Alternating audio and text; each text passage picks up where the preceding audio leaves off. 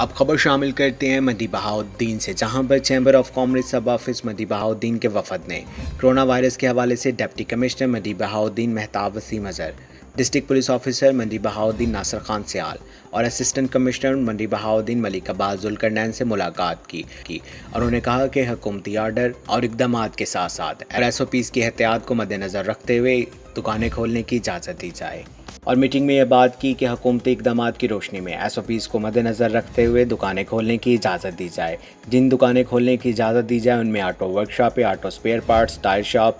ज़रूरी मशीनरी के कारखाना जात, ज़रूरी स्पेयर पार्ट्स की शॉपें, सर्विस सेक्टर में इनफरादी तौर पर electrician, plumber, carpenters, tailors, real estate and property dealer, civil engineer, इन तमाम सेक्टर्स में डिप्टी कमिश्नर मदी बहाउद्दीन और मुतल्लिका AC साहिबान ने चैम्बर ऑफ कॉमर्स मदी बहाउद्दीन के खसूसी काविश पर हिफाजती इक़दाम की सख्ती से पाबंदी पर अमल करने की सूरत में इजाज़त दी गई है। खिलाफ वर्जी करने वाले दुकानदार के खिलाफ कानूनी कार्रवाई अमल में लाई जाएगी। हमें रिपोर्ट कर रहे थे अंसर जावेद।